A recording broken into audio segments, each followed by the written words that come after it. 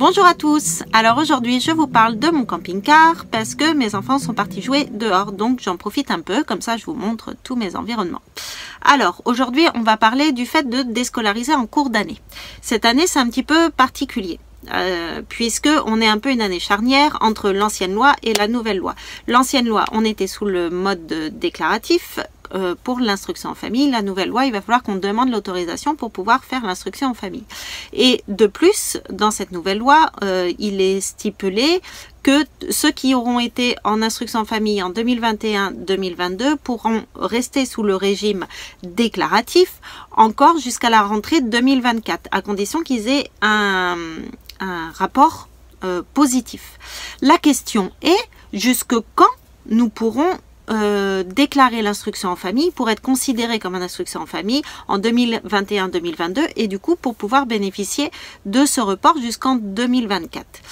Et ben ça du coup on le sait pas. On attend le décret qui devrait sortir en février, peut-être avant, mais faut pas trop rêver, et qui va nous en dire un peu plus. Donc la seule chose, donc a priori, d'après ce que j'ai compris, en tout cas par rapport à l'inspection académique des Hautes-Alpes avec qui j'ai été en contact, a priori on aurait jusque février, mais il n'y a rien de sûr. Donc la chose que je vous conseille, c'est que dès que vous savez que vous voulez tenter l'instruction en famille cette année et que dès que c'est possible pour vous, faites-le de suite. Envoyez votre déclaration tout de suite. Donc si, par exemple, donc là ça y est, on est pendant les vacances de Noël de l'année 2021. Donc si vous ne voulez pas que vos enfants retournent à l'école en janvier, à la rentrée de janvier, envoyez votre courrier de suite. Même s'ils sont en vacances et qu'ils ne verront pas votre lettre de suite, c'est pas grave. Le cachet de la poste fera foi. Alors, comment ça se passe pour envoyer son courrier? Vous écrivez 2 lettres informant que votre enfant sera en instruction en famille à partir de telle date. Donc les 2 lettres, il y en a une à envoyer à l'inspection académique de votre secteur et une autre à envoyer à votre mairie.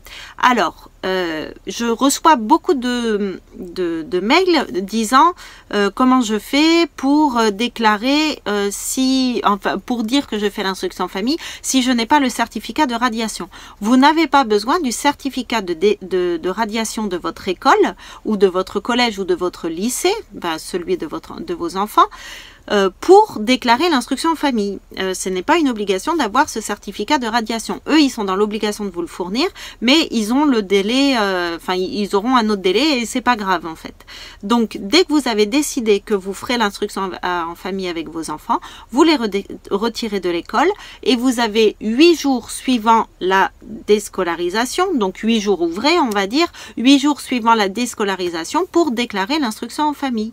Donc, aujourd'hui, si vous déclarez l'instruction en famille, vos enfants ne doivent pas retourner à l'école en janvier. Donc, je vous conseille de le faire le plus tôt possible. Donc, voilà, je répète, vous avez 8 jours pour faire la déclaration, pas besoin de certificat de radiation, faites-le le plus tôt possible. Comme ça, peut-être ça vous assurera de pouvoir continuer sur le régime déclaratif jusqu'en septembre 2024.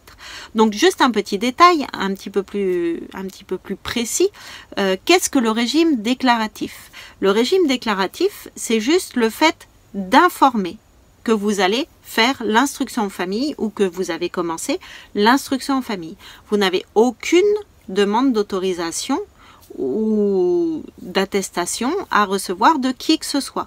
Donc sur votre courrier, vous notez tout simplement « Je vous informe que mon enfant un tel, né le un tel, enfin pas un tel, mais né à telle date, sera en instruction en famille à partir de cette date. » Voilà, cordialement, nanana. Vous pouvez également mettre quelques textes de loi si vous avez envie, mais ce n'est pas une obligation. Conformément à l'article 1 du Code de l'éducation, je vous informe que mon enfant sera en instruction en famille. Voilà, donc ça après c'est juste une petite chose en plus pour montrer que vous connaissez la loi et que du coup, voilà, il n'y a pas de problème par rapport à ça. Donc, voilà la différence entre le mode déclaratif où on informe que et le mode demande d'autorisation, où là on devra demander l'autorisation, à fournir un dossier, attendre leur réponse pour ensuite commencer l'instruction en famille. Donc si vous avez envie de tenter le coup, si vous avez envie de vous lancer dans cette aventure, c'est maintenant qu'il faut sauter le pas. Et puis je reçois aussi beaucoup de mails pour me faire part des peurs, des angoisses, du fait de est-ce qu'on va y arriver financièrement. Eh bien j'ai un conseil à vous donner par rapport à ça. Ayez peur et faites-le quand même. Au pire, vous risquez quoi? Au pire de pire, et ben vous allez, parce que du coup, une fois que vous déclarez l'instruction en famille, vous pouvez pas avoir de contrôle pédagogique dans les 2 mois qui suivent. Ça peut être 3 mois, 4 mois, 5 mois, 6 mois, mais au moins pendant les 2 premiers mois, vous êtes tranquille. Et ben au pire des cas, même si le contrôle est négatif, ben, l'enfant retourne à l'école et il aura quand même eu 2 mois d'instruction en famille, et peut-être 6, et peut-être que ça va continuer, et peut-être que vous y arriverez financièrement, et peut-être. Mais du coup, voilà, rendez-vous compte que vous ne risquez absolument rien à essayer, et ça sera toujours ça de prix, ça sera toujours ça d'essayer, ça sera une expérience, ça sera quelque chose de positif, et dans le meilleur des cas, vous découvrirez quelque chose dans lequel votre enfant est joyeux, dans lequel vous êtes joyeux.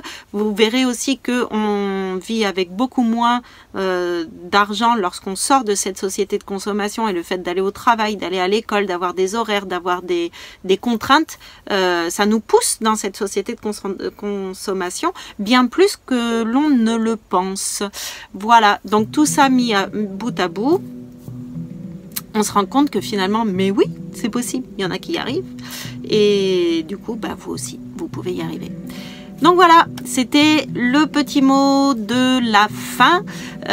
N'hésitez pas à partager cette vidéo, ayez peur et faites-le quand même. Et puis, abonnez-vous à la chaîne en cliquant sur le petit logo qui va apparaître. Et n'oubliez pas de mettre un petit commentaire en bas de la vidéo ou en bas de l'article sur le blog. Et je vous dis à bientôt pour la prochaine vidéo.